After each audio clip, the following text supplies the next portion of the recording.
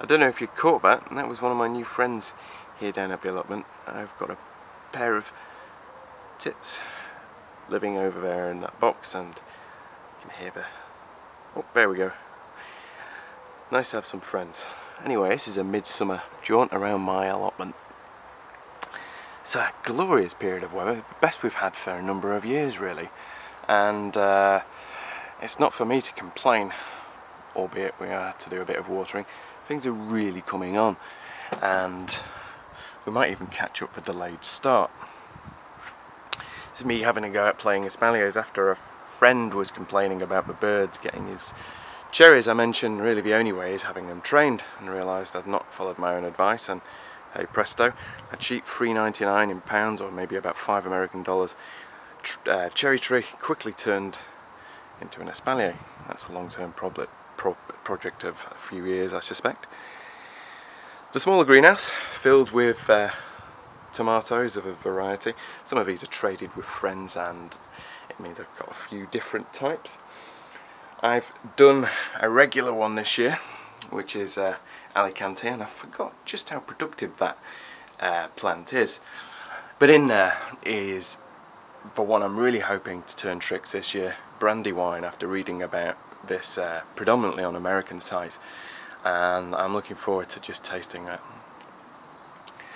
Otherwise, I'm not sure what else we've got in there. We've got a couple of rumping Asian cucumbers, the garlic drying off, something I always find amazing because it takes up several feet of beds, and then once it's picked and starting to dry, it fits down into about 3 or 4 trays.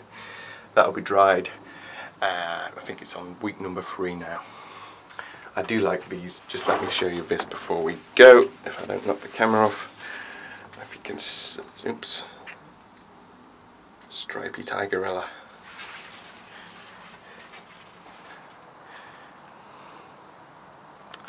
Potatoes, well, potatoes doing okay.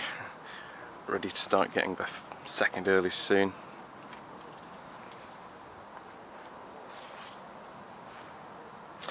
Ad hoc flower bed this year. I do incorporate rotation, but sometimes due to the nature of the weather, the plants that should go somewhere, in this case Tom's, weren't ready, so, or at least the weather wasn't, so it's my spare overflow flowers.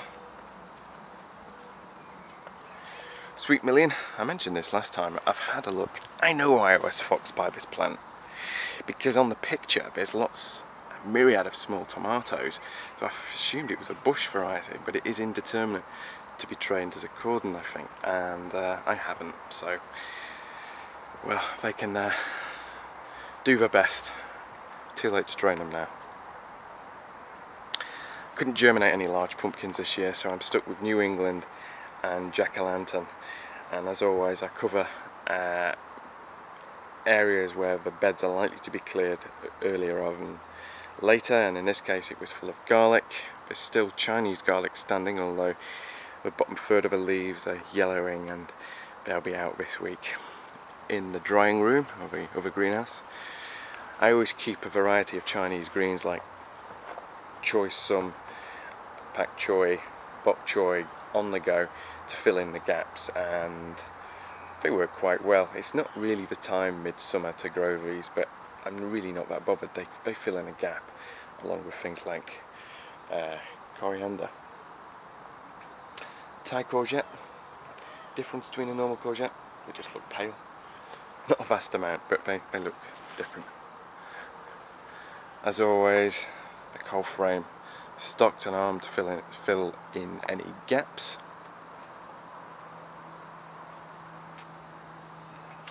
Again, another set of Asian greens filling in the holes. And if we have a peek over here, I've got another pumpkin which is being slowly trained to rump and cover the rest of that bed for when I'm bored and tired in the summer and doing other things. They're beginning to overtake some of these lettuce, so they need picking.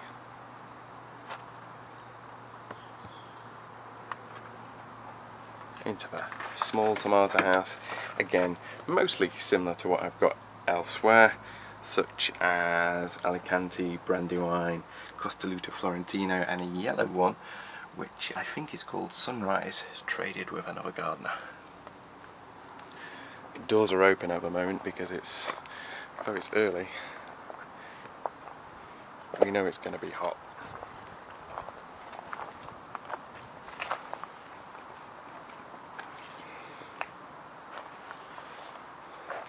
Again, some cordon outside tomatoes. Always have to gamble with these, mainly because if they work, they provide tomatoes at the end of the season when your others have usually finished. White Lisbon, Ishikura bunching onions, and look, the secret with pumpkins, as soon as you start to get them to climb, they throw out female flowers.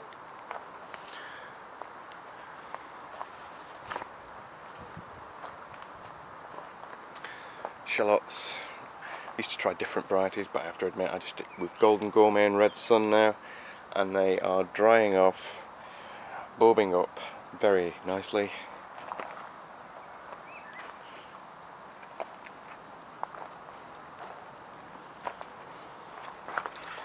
No gaps on me yet. Another couple of weeks before this place slowly starts the emptying process. This is the Chinese broccoli, and lots of names as I've said in the past. We've had 2 cuttings of this, likely to get another 2, and you might just see some flowers up there. I'm hoping to remember not to get tidyitis and pull them out when they're finished and keep some for open pollinated flowers. That's the plan.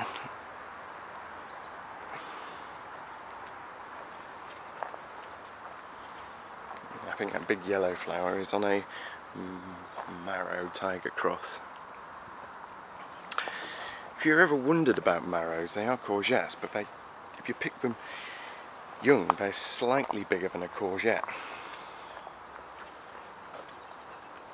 Because I know it took me a few years to give them a try. Asian celery. This bed's not very good. I was building on this until a few weeks ago with the shed, as you all know. A little bit of work left in there. And that's really an overflow bed with some snowball turnip and cos romaine lettuce.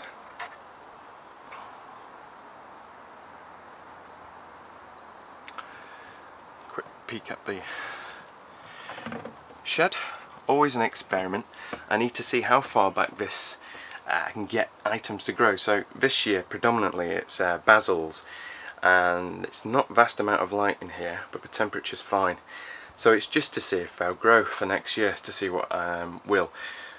The aubergines are growing, but they're nothing like as big as the ones in the main greenhouse, so they're probably not a repeat customer.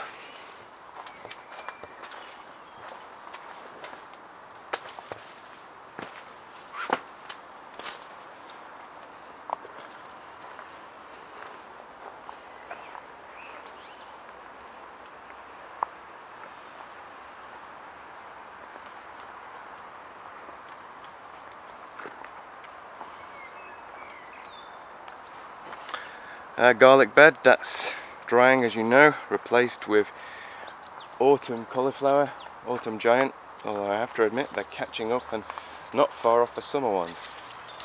My usual bed of Jerusalem artichokes, never move these. Couldn't be bothered. Once you spread them you'll never get rid of them. They truly are a bit like a weed. That was a pigeon. Basket's doing well. Again, I mentioned I always experiment. Put those in chrysanthemums. I don't think I'll be doing that again, but otherwise I'm quite pleased really with the results of those. A little bit of watering required at this time of year. And the hostas, not slaves to slugs this year. I'm beginning to put out the flowers. My cheap bulk batch of climbing roses put in last year did nothing as expected, and they're beginning to flower this year. Alderman pea, normally get them right up to the top 9 feet, haven't this year, it's just not been their year. Still a good crop. Underneath here, some unexciting things, which is beetroot. I've got the spinach that's coming to an end. Mother Nature's way of saying it's had enough by throwing up flower heads. Parcel, a newbie this year for me. Top heavy celery basically from how it looks, but it seems to be more resistant to putting out bolting flowers. Not showing you everything. Oh, I never get anywhere. Rat's tail radish, and again they're throwing out their seed pods a little bit early this year. Snowball and some tatsoi or red pak choi. Well, I call them red pak choi, but not rosette cabbage, I think. Somewhere in there, which you can't see because it's underneath the green netting. Sunset, I think. Had that for a few years. Early apple in August, gorgeous. Bean bed, a bit slow this year. Lots of varieties in there. Blue Lake, climbing bean, white red flowered runner bean. Just a bit slow. I kept it covered with glass for a long while, but it's only just warmed up. I can hear that pigeon stalking me, or stalking my plants. In we go through the rectangular window.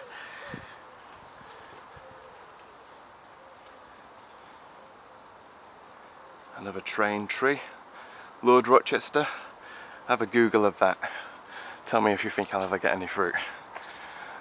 Stella, you can see I've had a go at defending against some of the birds. It's very rare I get any cherries, which is why I've tried the espalier training over there. A long-term plan. We'll see. You can see the pear I've turned into an arch. The reason I've done that, that's boredom. That's too much time on my hands. Squash box, I can't even get a good view of this because I can't get far enough back. Romping courgettes. Again, Tiny Tom, same place as last year, but blight got them a retrial because it wasn't there and with the blight, so I could never actually taste the fruit. Asian pumpkin, a little behind this year compared to last. Again, once it goes up, it's just throwing off female flowers. And we're just going to have a look at the last brassica bed. Well, not the last brassica bed, the first on this side.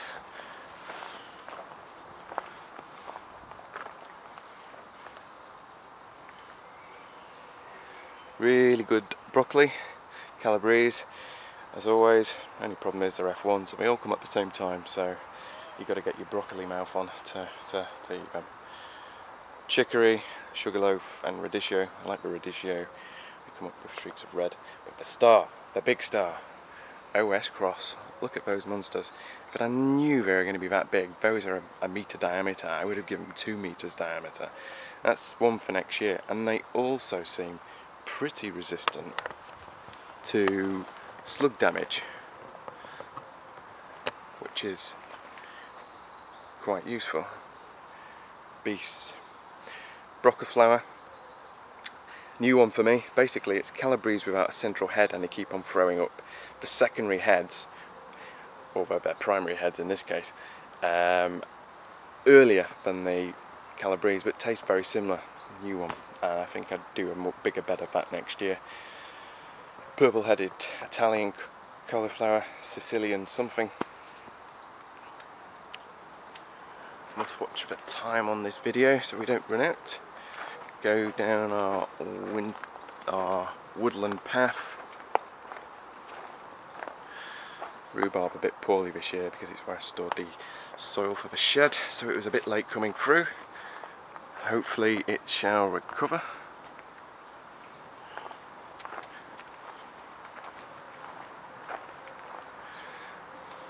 Another bed of Asian greens covering a former bed of garlic. There's one thing nice about shade and damp soil. You get really good brassicas. Missed this, it's a Romanesco, and he needs to be eaten sooner rather than later. Our Couve Tronchuda, which I think really needs to be eaten like Gailan or Thai cabbage, cutting the leaves, that's on the list for eating. My previous large cabbages were the Brunswick, and they still give you a couple of pounds a head, but they're nothing like the OS cross. If you want to know what OS means, it means oversized. These sprouts are looking oversized. Trafalgar, I think, and those are some yet to head all year round summer cauliflower.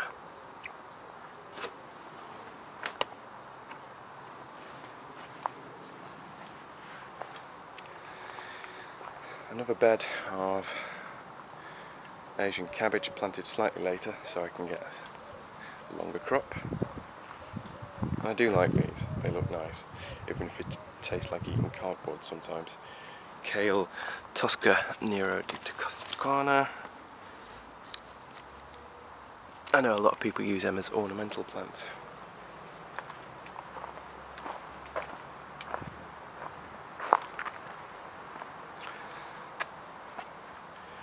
Marrow somewhere in there. Courgette doing fine. Bed of spring onions. Bed of onions. This ain't gonna work.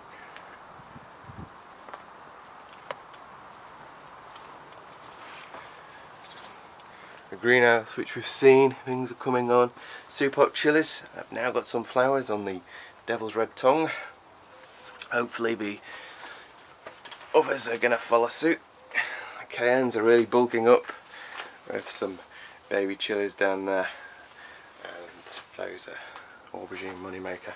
The rest of a variety of peppers, which we can see down there. Again, they're coming on nicely. If you excuse the camera work, should have some cucumbers shortly.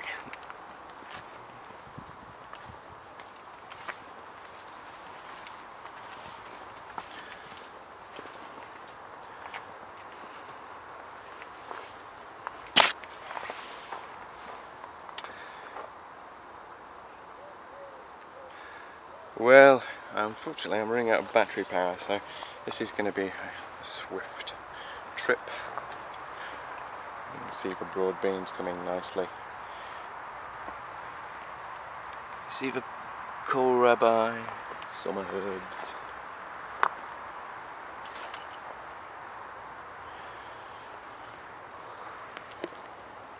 Garden pearl producing nicely, should be ready in a week or two. First and third set of peas, onions from seed, kind of a marrow, asparagus pea.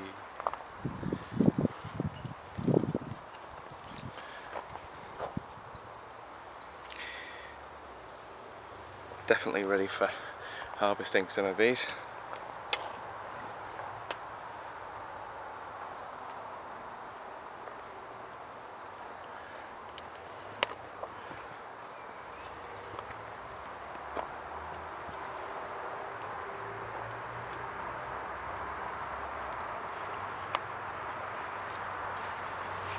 Tando di Discano, round courgette.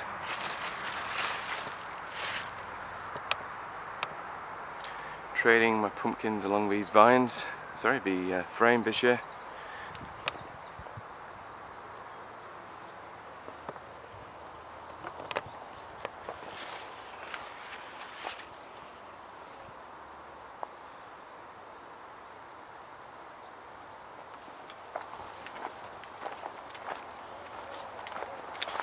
Bearing in mind I'm watching the clock ticking down of how much memory space I've got, so I'm going a little fast, excuse me, but out we go.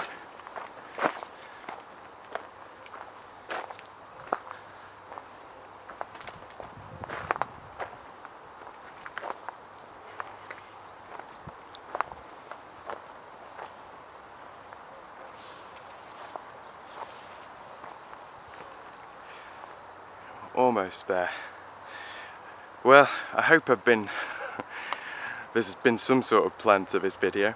That's almost it. I hope you've enjoyed that, and good gardening, because I'm about to finish and run out of memory. See you soon.